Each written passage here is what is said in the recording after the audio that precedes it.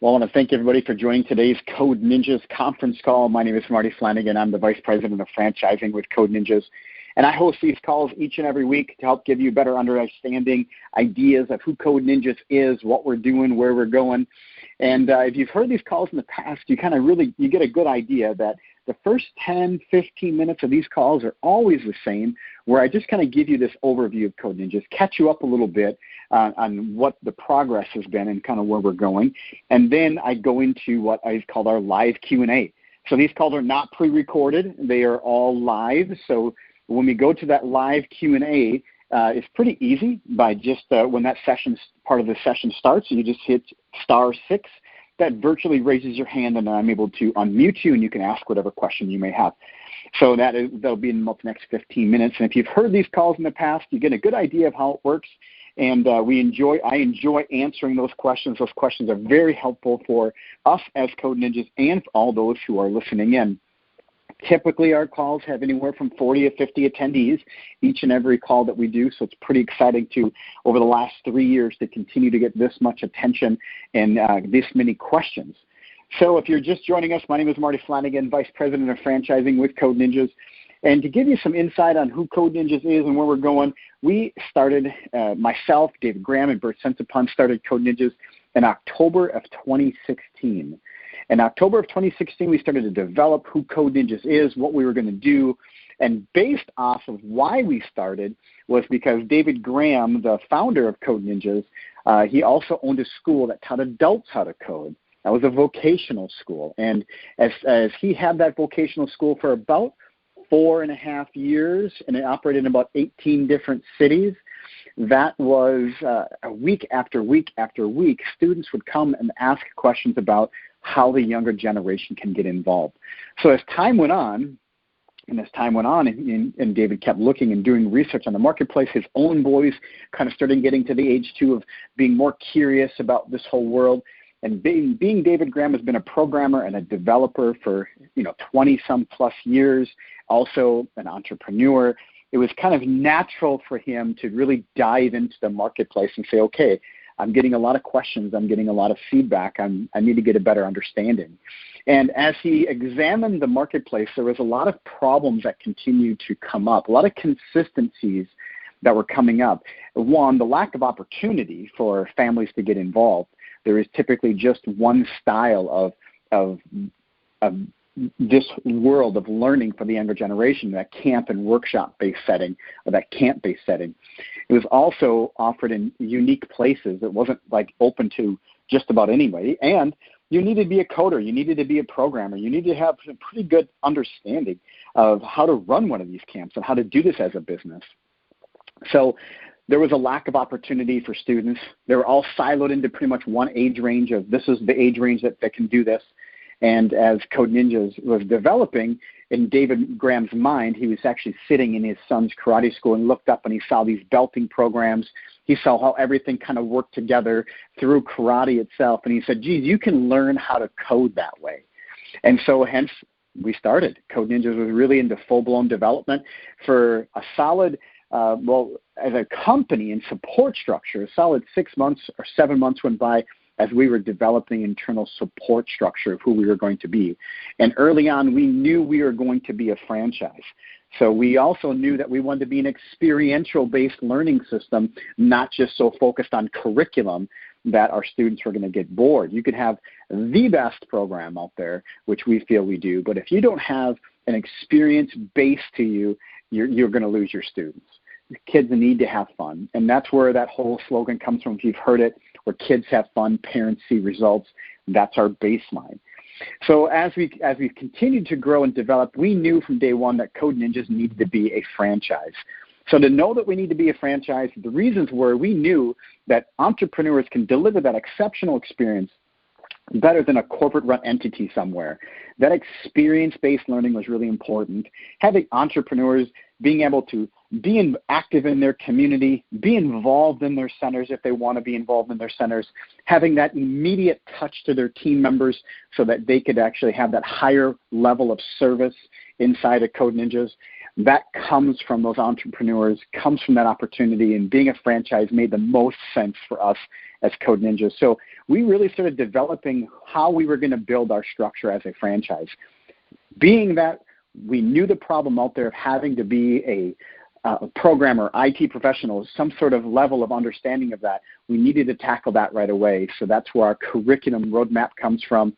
And the opportunities with how Code Ninjas works is that you don't have to be a full-blown coder, programmer, developer to be able to own and operate a Code Ninjas. We have that coaching of the Code Ninjas curriculum in place for you to be able to follow. So you can really focus on delivering that exceptional experience. We also knew you were going to need support, so we built a pretty solid support structure for you. We have internal collaboration, so you're actually able to work with your other franchisees, whether they're in your region, your state, or you're within your country or all over the world. You're able to work with your other franchisees. Now that Code Ninjas has 520 plus sold territories across 3 countries, we're approaching 200 locations open inside the U.S. and Canada. Our first location should be open by the end of the year in the UK, just outside of London. So that's very exciting as well to see us expanding out there and growing. Knowing that we are as a franchise, you also have individualized support where you have that person that's dedicated for compliance, that person that's dedicated for operational support, marketing support. Digital marketing strategies have been proven to be very successful with our franchisees, and we have all those pathways laid out for you. Also understanding the vendor relationships, so getting all these companies in place so that you are able to team up with companies that know our business model, whether it be insurance or whether it be signage or whether it be the design aspect of it. You are working with companies that understand our business model and are going to be able to assist you efficiently and effectively to be able to get your Code Ninjas open on time, within a timely manner, that is. So when you look at how we've structured ourselves from preferred vendors, understanding the real estate options for you, understanding the design options that you may have, the size of your center, we coach you and work with you through that entire process. And when you are part of this process, which means you're joining a conference call, maybe you're coming to one of our discovery days, we have plenty of tools in place for you as well to help you get a better understanding of what this model looks like. We have Excel performance. We have business plans. We have, obviously, multiple opportunities for families to get involved in Code Ninjas. And that's one other part of this that people always ask a lot of questions about, which we love to talk about, is the curriculum side. And people will ask questions like, what about your curriculum? What about your curriculum? And we're going to talk a little bit about that today and allow you to ask as many questions as you'd like in regards to that. One part about the thinking about the curriculum is I'm going to continue to go back to this experiential learning. Kids have to be having fun. If they're not having fun, if they're not engaged in what we're doing and feel like they can accomplish what they're set forth for them inside the curriculum, you will lose students. We have proven to have an 8% month-over-month attrition inside of Code Ninjas.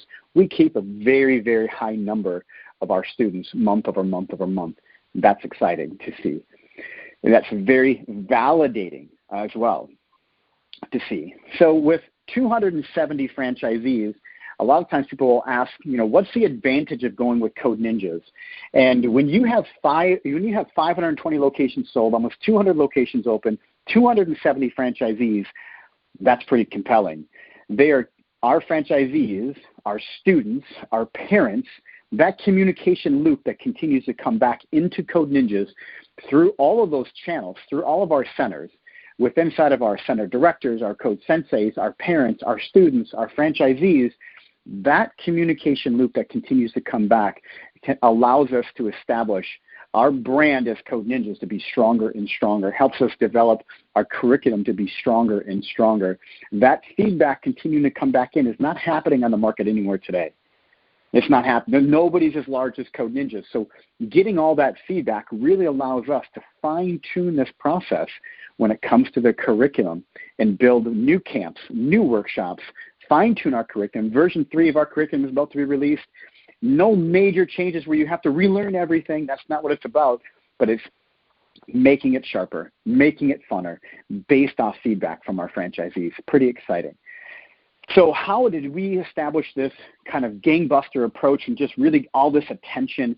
And we think about the curriculum side of it.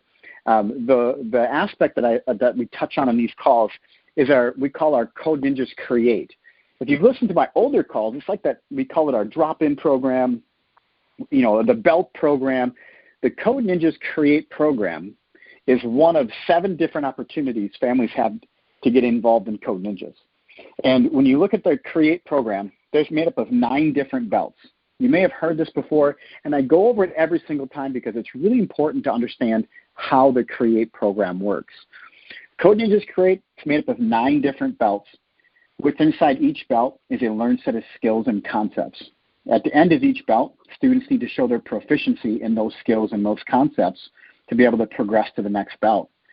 Each belt compounds onto the one prior, so it's all cumulative learning. So at the end, as they work through each belt, not only are they learning new skills within inside that belt, but at the end of that belt, when they go to build that game on our LMS, right, our learning management system, which we call our GDP, our game development platform, they're going to use the skills that they've just learned, and they're going to be using the skills that they learned in the prior belt. So everything is compounding onto one another. Everything is building onto one another. This curriculum is 90% proprietary and exclusive to Code Ninjas. This curriculum is for 7 to 14 years old. This curriculum has proprietary textbooks built into it. This curriculum has a robotics program built into it as well, this exclusive robotics program. This curriculum, like I said, takes 3 to 4 years for our students to accomplish, coming in about 2 hours per week. This curriculum is known as a flexible learning system. There are no lectures, there are no classes, there are no assigned times. They're coming in at their parents' convenience. Convenience trumps everything. We need to make it convenient for families to come in. People live busy lives. This has been proven to be successful in so many other avenues. Applying it to Code Ninjas just made sense for us. This curriculum lives on our platform in the cloud. So when students come in, they scan their wristband. The wristband color matches to what belt they are at. When they scan that wristband, that unlocks a security measure and allows them to access the Code Ninjas curriculum. They're going to go into their dashboard. They're going to see, they can play the games that they've built in the past. They can progress in the curriculum. They can show friends. I always say we kind of encourage cheating. We want people to see, we want other kids to see what other kids have accomplished. We want them to see those successes and learn from that as well. So they're able to go back and play the games that they've built, progress even, make small changes to those past ones, and continue to push forward and practice their skills. Also, we have a parent portal, so parents can go on and play the games that their son or daughter has built and made and done, and they're going to understand what skills are being used with inside each belt because we have that curriculum roadmap. So they're going to be able to see they learned X, and this is how they put it into practice. And they're going to be able to see that and play that and have fun with that and see the grades that they get with that. Every belt is made up of small little accomplishments to keep our students motivated and pushing forward. So that gives you an idea of that Code Ninjas Create program. 3 to 4 years, 3 different technologies/languages that our students will be using, working their way through that. They are learning the syntax. It is not cut and paste. They are typing in lines of code. They are learning the syntax of 3 different technologies. Are they learning and mastering it? No, because it takes years and years and years and years to master one technology. We give them exposure to 3 different technologies, 3 different syntax that they're learning. We focus on the behind-the-scenes skills that make a great coder, those problem-solving skills, problem identification, collaboration, leadership, the critical thinking skills, right? So that time management side of it, collaboration, leadership, problem-solving, problem identification. We focus on those behind-the-scenes skills that make a great coder. Coders can pick up a language over a period of a week or a weekend. We want them to be able to do that when they get older, so these skills are fully transferable and they can take with them. So that gives you an idea on the Code Ninjas Create program. Thinking of all the different opportunities, starting at the younger age, we have our Code Ninjas Junior program, which is for 4 to 8 years old. Very similar drop-in program, very similar structure in terms of how they work their way through that, and that obviously leads them right into the Code Ninjas Create program. So we have the junior program, we have the Code Ninjas Create program, we have after-school programming We have our parents' night out. We have birthday parties. We have camps. We have workshops. And soon we'll be releasing our Code Ninjas Pro curriculum, which is for early adulthood and all the way through adulthood, which is a mobile-based program. Camps and workshops are important to understand that those can also be done outside of your Code Ninjas. So they can be done out in the community. But camps and workshops are going to be done at your Code Ninjas whenever there's not school. So if there's not school in session, you can do a camp or a workshop. We have plenty of franchisees that do girl code nights. We have dads and drones. There's so many different activities that you can do. We currently offer 14 different camps and multiple different workshops that you can do that are 1 or 2 days long. So, and we also have non-reading based camps to go with our non-reading based curriculum, which is that Code Ninjas Junior program, right? That Code Ninjas Junior is non-reading based. We have camps and workshops that go with that are non-reading based, so those little ones have an opportunity to engage in camps and workshops and that ongoing curriculum as well. So that gives you a little bit of an idea of the curriculum opportunities, gives you a little bit of idea why we chose to be a franchise, gives you an idea of where we come from in terms of who we are as a company and our goals for the future. But this is going to be your time, if you've listened to these calls in the past, to ask whatever questions you may have. The first 15 minutes, like I said, are typically always the same, structured the same, and then I invite your questions. I want you to be able to ask any question you might have regarding Code Ninjas, whether it's on the franchise disclosure document, whether it's on how we build our territories, whether it's more questions on the curriculum itself, whether you want to talk about what it's like to come to a Discovery Day and what that's about. This is your time to ask whatever questions you have, and I'll do my if legally I can answer them, I will ask any questions that you may have. And it's pretty easy how it works. All you need to do is hit, and you'll be able to ask any questions that you may have and challenge me, challenge the system, challenge Code Ninjas as much as you would like, and I'll do my very best to provide clarity for you. So how this works, again, is by hitting *6. It'll virtually raise your hand, and then you'll be able to ask any questions you have. If I did such a fantastic job that nobody has any questions, then we can wrap this up early and you can go on with your Friday. But if you've listened to these in the past, you know that I will be on this call for hours if you want to, with you asking questions. So feel free to ask questions at any moment through this. We do have a few questions, so fantastic. Hi, you have a question? Hi, sorry. Yes, thank you. My name is Nori. I'm in Dallas. Appreciate you guys taking the time.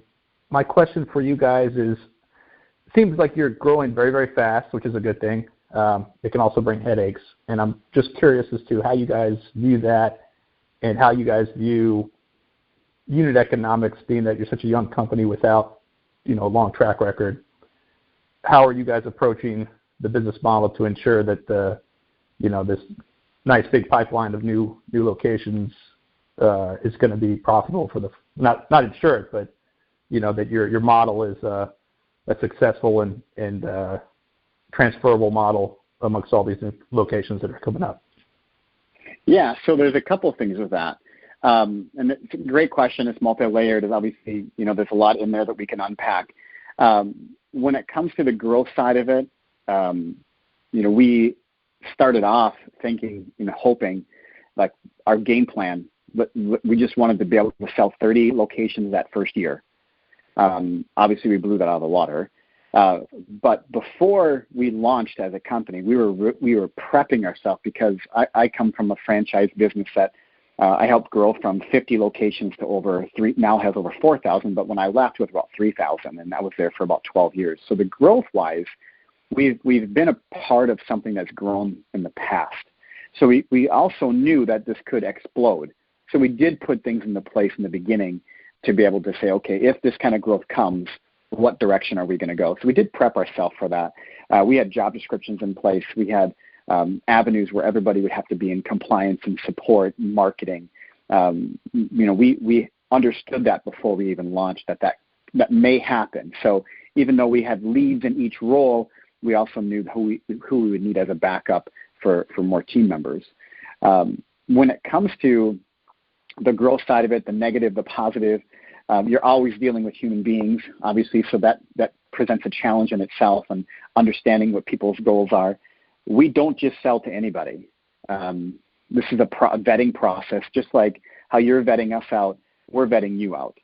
And at any time in this process, if something doesn't feel right to you, you're going to pump the brakes. And if it doesn't, then if you don't want to move forward, you're going to stop. And that's the same for Code Ninjas. As we move forward together, if something's not right, we're going to pump the brakes with you as well and say, okay, hang on a second. This doesn't feel right. This is why. We've had to turn many, many franchisees away, or prospective franchisees away.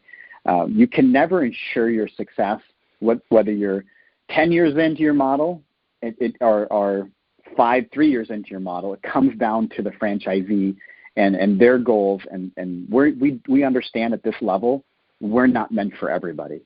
We fully understand we attract a certain entrepreneur in this stage of our growth. We understand that if somebody needs a longer track record of revenue, they need a longer track record of history data, we understand we're going to continue to present that data every single year with our new FDD, continue to push that out there and give those numbers. When it comes to what we're doing internally to say how we can move forward, one is keeping those communication lines open from our franchisees that are on the ground every day, not pretending like we know better than everybody. Version 3, as an example of our curriculum, is already being released. That's one example, 2.5 years in, based on feedback from our franchisees, Code Senseis, center directors. We've made, obviously, our students. We've made adjustments, obviously, very quickly to adjust to the needs in the marketplace. We started with 4 camps. We now have 14. We started with camps and workshops only being inside of our center. Now they can be outside of our center. I could give you so many examples of how our franchisees have helped develop our brand and grow forward. And that's really a solid assurance why or how we are moving forward, is that we keep our ears open to what our franchisees are saying and how we can move forward. And we're very strict on our brand standards. We don't make amendments to our franchise agreement for franchisees. We don't change it. We don't doctor it. It's not a negotiable document. It is what it is as we move forward. Our branding, we don't sacrifice our branding as well. We focus on keeping our brand solid as we move forward and having consistency with inside of our brand. So a lot of those pieces are reasons why we are able to continue to have a 0 failure rate. But we also know that failure is going to happen. The F word does happen. We know it's going to come, and we can't prevent it, but we need to be ready for it. And what did we learn from that situation? Was it the franchisee? Was it the market? Was it something in the beginning that was overspent or underspent? Analyzing all that data for when that situation does come up, we're going to be ready to understand the why behind it as best we can. Kind of a long-winded answer, but I wanted to give you all that just to chew on. Thank you. I appreciate it. Yep. No, I appreciate it. I'll turn it over to someone else who wants to ask a question. I appreciate that response. Thank you very much. All right. Thank you. It seemed like I went on and on there. I'm sorry about that. I'm sorry. You have a question? Yes. Hi. A couple of questions, please. So first of all, how do you evaluate a student that comes in, at which level he or she should be joining in? Second, let's say the student comes to the center and leaves today and will come back next week. Is there any platform or anywhere when he or she can go and practice in between those days during that week? Thank you. So the starting place of all of our students is the same. They always start in the beginning, no matter their experience. They're always going to start off for example, if they're within that age range, if they're the Code Ninjas Create, for example, they're always going to start on the white belt. Being that's a self-paced but not self-taught program, they're going to progress faster through those beginning stages because they have experience. So the parent isn't paying for things that are, way off base. They're starting the beginning, and they're going to work their way through that much faster than somebody who doesn't know. So everybody starts in the beginning. Now there are prove yourself lessons and quizzes that can move them along really fast, but that's up to you as a franchisee inside your center on how you want to present that. But we do have those tools in there as well. But everybody does have to start in the beginning. It doesn't mean they're going to be there for months and months and months like everybody else is, because they're going to progress through it faster. And there's quizzes in there and opportunities for them to quick pass some of that as well. When it comes to an ongoing platform, they're coming in an hour to 2 hours a week, and there's even a program where they can come in a little bit more, but they cannot progress in the curriculum from home. It's only from inside the center. So they're not going to be able to go home and do more of the curriculum. They have to be inside the center. Okay, so in other words, they won't be able to practice what they learn until they come back next week, correct? Correct. Now, when they complete different levels, the parent portal allows them to go in and make small little adjustments and play the games that they've built, but they cannot progress. They can't make major changes. So when they go home, like I said, if they're coming in 2 hours a week and doing it, when they go home, they're not going to be able to go back on the platform and practice anything that they were doing. It's only from inside the center. Okay. All right. Thank you.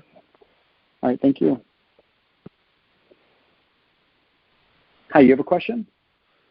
Hi, this is Azim speaking from north of the border, actually. So I have a couple of questions, if that's okay. They shouldn't take you too long to answer, and I apologize. I think I missed the first 5 minutes of the conversation.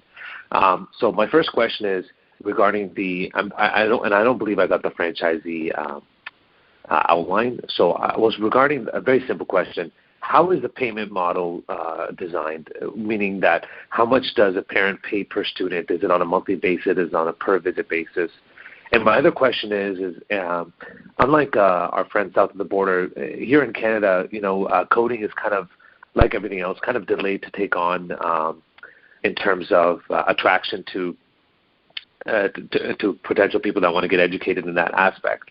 How has your experience been? I know there's a few centers in Canada. How has the response been in Canada in comparison to the United States? I'll start backwards. Our first Canadian location broke our pre-sale records. And based off the research I've done, Canada actually has a higher tech awareness than we do in the U.S. So we'll be sold out of Canada. So Canada won't even have opportunities available for new franchisees pretty soon because it is absolutely exploded with growth. I barely market in Canada anymore, but yet every single day I'm getting 5, 10, 15 leads just from Canada. I'm not even marketing up there anymore. So when you look at the tech awareness in Canada, it is actually higher than the U.S. And how I know that is my entire team is on the phone every day. And to back that up, our first center that opened broke our Code Ninjas pre-enrollment record. So pretty impressive, actually. And they did it in 14 days, where most of our centers are pre-selling for 60 days. They pre-sold for 14 days and broke our record. Pretty impressive, actually. When it comes to student payment, so when you look at, remember, there's multiple opportunities for families to get involved in Code Ninjas. The Code Ninjas Create program and the Code Ninjas Junior program, those are a monthly subscription model. So the parents are paying, they're choosing their level of engagement, whether it's 1 hour a week, 2 hours a week, or even up to 3 hours a week. They're going to be paying a different amount. So if they, for example, our average student in the U.S. is $225 for 2 hours per week on the Code Ninjas Create program. And that average is $225 for each one of those students. So and again, it's up to 2 hours a week. If somebody goes on vacation and the following week they want to make that up, that's up to you as a franchisee. And we don't mandate your pricing. Your pricing is going to be adjusted by you inside your marketplace. Wonderful. That answers my questions perfectly. Thank you so much. All right. Thank you. I appreciate it. Hi, you have a question? Yeah, I'm just wondering how we find out what franchise areas are still available. Yeah, don't say your area right now, please. What we would do is, because we want that out and people listening. I would say that what we should do is make sure that you should have received, this is for anybody listening, you should have received an email from one of my team members. If you have not received an email or you have not heard back from one of my team members, you need to email me, Marty, M-A-R-T-Y, at codeninjas.com.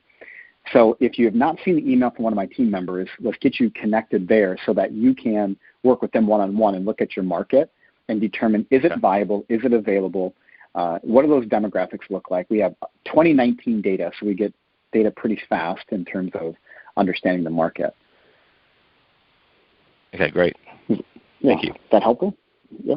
Okay. Wonderful. Yeah, it's perfect. I'm going to shoot you an email. So. Okay. Awesome. Thank you. Hi, you have a question? Hi, yes, I do. Yes. Okay. I actually am looking at online as well. There's other similar services, but they're purely online, and they have actually ventured into the classrooms as well for educational institutions. So how is this particular model different from those? Like, for example, the one that I'm looking at is CodeMonkey. Okay? Sure.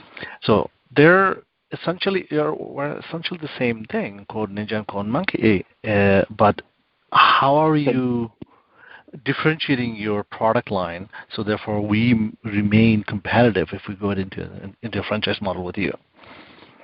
So the first question I asked, this is me not trying to be a smart aleck, but did you listen to the call from the beginning? Yes, I have. Okay, that's all the reasons why. They don't do that. Everything I just explained to you, they don't do. And one thing you have to remember, if they're going into a classroom-style setting, they're going into it in a universal curriculum standard approach. They're going into a school system. The school system is completely different than what we're doing. They have to teach to a classroom setting. They have to teach in a group way of doing it. It's not individualized. It's not a flexible learning system. It's a group lecture-based fitting. Also, when it comes to their own personal skills and development, our program is 3 to 4 years long. CodeMonkey's is not. We're working through 3 different technologies and syntax of 3 different technologies. They do not. They're not taking 3 to 4 years to approach it. And again, when it comes to breaking all of it down, I'm not going to say we're better than anybody. You have to do your research and connect with us one-on-one. Come to our Discovery Day. Break down the 2 different programs. We are consistently doing research. And like I mentioned earlier, 270 franchisees that are consistently looking at the marketplace to help keep Code Ninja at the tip of the spear. Nobody else is doing that. Teachers cannot deliver an exceptional experience. Not everyone. I have neighbors that are teachers. I love teachers. But they are not able to deliver an exceptional experience in a classroom public school setting. It's not the same thing. The number 2 group of our owners that we have, if you look at all the Code Ninjas owners, the second largest group of owners we have are teachers. That's for a reason. The school system cannot keep up with STEM technology. Mathnasium is a perfect example. What they've done in the market is incredible, but yet math has been taught in our public school systems for 200 years. School systems are not going to be able to keep up with the changing technology, the consistent change that happens in technology. They're not going to be able to do it. So, but again, you have to break it down and say, okay, do I see the compelling reason why Code Ninjas is doing what they're doing, or do I not? And this conference call is just one step, one learning channel, but connecting with us one-on-one, getting specific with your questions in terms of the differences on programs. But everything I mentioned in the beginning, nobody else is doing on the marketplace. Nobody's ever copied us in 2.5 years, and there's a reason for it. It's wicked expensive, and it's very hard for a massive company to deliver this, but individual franchisees, this is in their wheelhouse. Individual in your marketplace versus in a mass setting. Fair enough. Thank you. I will be connecting with you one-on-one just to make sure. Please do that. And here's the thing: if somebody on my team has not reached out to you, Marty, Marty at codeninjas.com. I have teams in the U.S. and I have teams in Canada. I have teams in the UK. Make sure you email me because we can get you connected for sure. All right. Thank you. Thank you. Hi, you have a question? I have a question. Yes, so please. When I was listening to your business model, and one of the things that concerned me is the variables that involve. What kind of other variables does it impact the business model? Like, do you have a rent or any other similar stuff that you can highlight that on? So when you say variables, you're going to have to help me there, because if you're talking about expenses, I have actually a pretty nice expense document that you can actually use to help build out your business model. So that expense document and that expense pro forma, you actually are able to plug and play all the numbers that allow you to see the different revenue opportunities. It allows you to see break-even numbers to student counts. You plug and play all the data in there. So when you say variables, I have to get a better understanding. Are you talking just the monetary side of it, or are you talking about something else? Yes, just the monetary side of it, yes. Well, your two biggest expenses are going to be your rent costs. Your rent cost is going to be one of your biggest expenses. And if you're going to hire somebody to run your center, your center director, that's going to be your second largest is labor. Mm-hmm. Where can I find this expense model? Once you start working with my team members and we look at your marketplace, first we want to make sure your market's even available and viable. There's no reason for you to waste your time or for us to invest time into you if your market's not even available or viable, right? So one, make sure you connect with my team member. Two, let's look at your marketplace to make sure it makes sense. And then if it does and everything is well, then they're going to send you the information that allow you to start to put more clarity to what this may look like for you. Okay, that's good. Just out of curiosity, do you have locations available in west of GTA, for example? Maybe the GTA is almost full completely. Yeah, so GTA itself is packed. So you definitely want to connect with my team members. We're about to close Canada probably in the next. I bet you Canada will be closed for new franchisees in 60 days. The way we're growing up there. So you definitely want to connect with one of my team members to find out if where you're looking isn't going to be available or is available. Or you can look at our website too, line those two things up for sure. Yeah, I was looking at your website. Went to the locations. Some of there are places that were not. I don't know if that's been updated or not, but there were places that's been. I was kind of interested in. I represented an investment group, so. Yeah, definitely. You can connect with my team member. We do screen shares. We do map screen shares with you.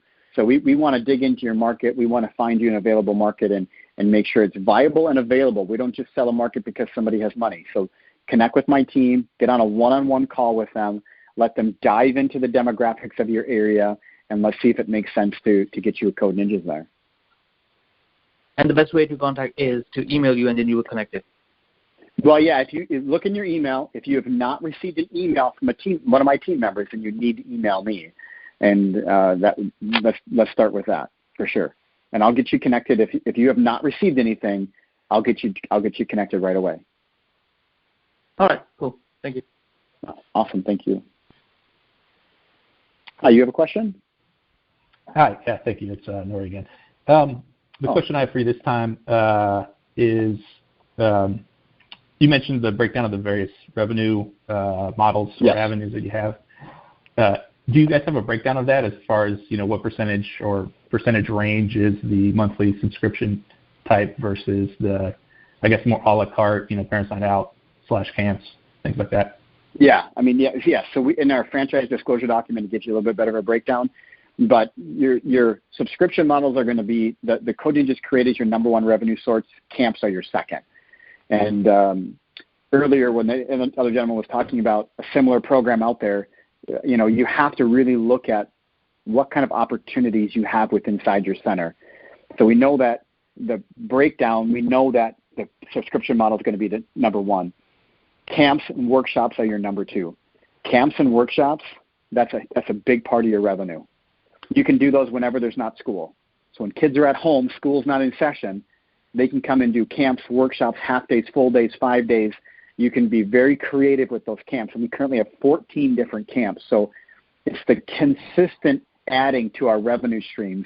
We want to make sure, another question earlier was, how do you ensure the success of the future, which we can't, but what we can do is to continue to deliver more revenue opportunities for you as a franchisee, never just focusing on one. When we first started Code Ninjas, we had our subscription model and we had camps.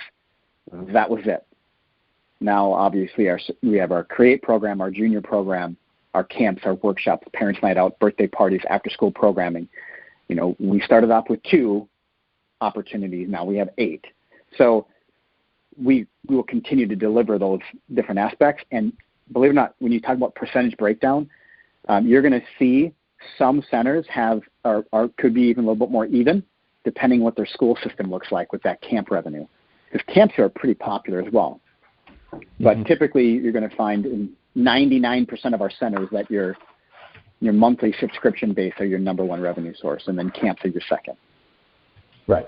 Well, I mean, you said they had 3 to 4 year length of completing the curriculum, which if someone stays along, that's obviously phenomenal customer LTV. $8,000 to $10,000 from just one customer. So over the course of 4 years. Think of that. We have 8% month-over-month attrition right now. We keep an extremely high number of our students month-over-month. Is that attrition people graduating out, or is it more, hey, I've done it for 6 months, my kid really doesn't like this stuff? It's not going to be graduating out. It's only going to be they chosen to no longer be there for whatever reason. Some people, and now remember, that also encompasses people that just take the summer off. So they freeze it for a month over summer or 2 months over summer and just do camps. Then they come back. Yeah. So that 8% is going to be a little bit, it encompasses a few different angles, but 8% on average is pretty awesome within the system.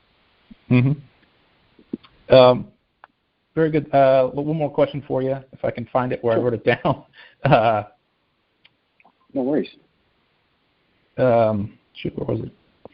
I guess the question is, how do you – I like the business model as you've kind of explained it to me, and I find the appeal there with, having my own young child who I think would be served well to get into coding at a young age. I taught myself some coding when I was a young lad, but I kind of gave it up and moved on to other things. But today's world is a lot different, so I definitely see the value in having programs like this out there. How do you guys view changes in the marketplace that may be the biggest risk to you, as far as now schools all of a sudden, in the U.S. want to start investing more money and time in this? Do you see that as a big risk? 5, 6, 10 years down let's talk about future? that. I'm really glad you brought that up. So Tim Cook was on MSNBC, I think 4 months ago, with President Trump, and he was talking about how Apple has their coding curriculum in the school systems. And he talked about a particular community that has received this very, very well, and they have a very high number of students active in the Apple in-school system curriculum. And it just so happens that two of our highest producing code ninjas, guess where they're at? In the same exact community. So when it comes to the school system, it's good to have the school system do something, because it gives these kids a taste. We're not trying to silo them into a developer career. That's not what we're trying to do. We're trying to get them exposed to this, think like a coder, develop those critical thinking skills, problem-solving skills. Let's get those things developed. This is gonna be a part of their future, whether they like it or not. They're gonna have to have some understanding of it. Code.org and many other organizations have done studies about how 70% of the jobs in the future are going to require some sort of understanding of coding and development. This language that's coming out should be considered a language in itself. That's not me. That's everybody in the marketplace saying it. If you look at IBM, if you look at Microsoft and Apple, and you look at Amazon, all these tech companies talking about why the younger generation needs to learn how to code. The school system, God bless them. I hope they can do more, because all that's going to do is give our younger generation exposure to it, and then we can take it to another level, just like Mathnasium, just like Kumon, just like every other tutoring system on the market today. The school system is not going to be able to do it like the public sector can. They cannot do it, or the private sector, I should say, sorry. Entrepreneurs can deliver that exceptional experience, that deeper knowledge better than the school system can, because the school system has to meet their core, right? Has to meet the curriculum standards of the marketplace. That's how they get funded. Yes, they're going to add in some of these new programs, but as soon as the government has to fund them for something and they're not meeting the core, then what happens? Funding gets cut, programs get cut. They're not going to cut math. They're not going to cut reading. They're not going to cut science, but they will cut computer science. And computer science isn't necessarily teaching coding. They're teaching computer science, but they're not. My daughter goes to a public school. They teach computer science. She's doing Scratch like once a month. So it's, you know, you have to take it for what it is too and understand really what's being offered out there. The biggest fear that I can say for Code Ninjas is somebody doing it wrong. And if they're going to do it wrong, it gives kids a bad taste in their mouth. It's like saying when you work with a personal trainer, oh, I worked with a trainer, it was horrible, it sucked, right? Well, you probably had the bad trainer. So same thing here, same principle. We want to make sure that nobody's delivering a bad experience. We don't mind the competition. Let the competition thrive. Let them do their thing. As long as they're not delivering a bad experience, there's plenty of room for us all to operate and move forward. Yeah, I agree with you. I think the more awareness of the importance of coding that's out there, the better for you, probably. So that totally makes sense. Final question for you. Yes. In my first question, you referenced FDD. I do have it. I must have missed that part in there. It's very thick, so I haven't read it with the fine. Yeah, it's crazy. 290 pages or something. It's ridiculous, yeah. But I'll go back through it. I'm just wondering, as we get further along in the process, you know, the current version of FDD only has 6 units that you can disclose data on. A revenue side, but then we also, there's also 54 in there that expose the expense side. Every March, it's updated for every franchise. Got it. So every March, you wouldn't be providing additional data until next March, I guess. It's illegal. It's illegal. It's against franchising laws. Yeah. But in the process, we can connect you and will connect you with franchisees after you come to Discovery Day. Okay. So we could assemble our own data set, I guess, that way. And you ask questions, too, to make sure you're not too far off base. We definitely want to connect you with the right people if that's what you want. Sure. Okay. Thank you very much. That's all I have for you. Awesome. All right. Thank you. Hi, you have a question? Hello, Marty. Sorry, this is Zach. I asked a question earlier, but I missed this one. So let's say a student goes through the entire program and graduates as a black belt, right? How is this achievement? Is it accredited, or how can he or she represent that on his resume? Is it like a school credit, or how is this being done, please? Well, there's no such thing as credited for coding. That doesn't exist in the market today. So there's no credited for a 14-year-old. There's no credited programs for coding. That doesn't exist. When it comes to what they can accomplish and put on their resume, that actually can be quite extensive on what they've done. It all depends how they word it on their resume. But they'll work through 3 languages. They could have been coding for 2.5 years. They've built their own app. From conception to development to release to the marketplace, they didn't live within inside of a box doing that. They can talk about how they've been on Unity. I mean, building a resume and how they can use it on the resume, I mean, that's endless because of the skills that they're learning and how they put it into practice. Okay. So very good. It's like if I'm looking at a resume and somebody says they're a coder, what does that mean to somebody? Right? We all know that not all coders are created equal. So there's different aspects to that. But putting it on somebody's resume, we want to be that. We want to be that badge where somebody says, "Oh, you went to Code Ninjas for 3 years? Oh my word, this kid knows what he's talking about." That's the goal for Code Ninjas. That we become that well known that when you're out there, same with our code senseis, the people that are actually coaching and teaching the Code Ninjas curriculum on site and being individualized, that this 17-year-old can put on their application that they taught kids how to code for 3 years. Same with our students. We want them to be able to use it as we want that on their application when they get older. We want that to mean something. And now being the world's largest coding center, I think that it's going to mean something to employers in the future. Okay, very good. Thank you, sir. Awesome. Thank you. Well, I want to thank everybody for joining today's Code Ninjas conference call. We host these calls, like I said, each and every week, and I will continue to do so as long as you continue to call in. With over almost 50 people on the line today, it's pretty exciting. And again, if you have not heard from one of my team members, you need to email me Marty, M-A-R-T-Y, at codeninjas.com. And I'll do my very best to get back to you as soon as possible. If you have questions, concerns, or need anything, please feel free to email me anytime. Thanks for your time today. Really do appreciate it, and enjoy the rest of your week.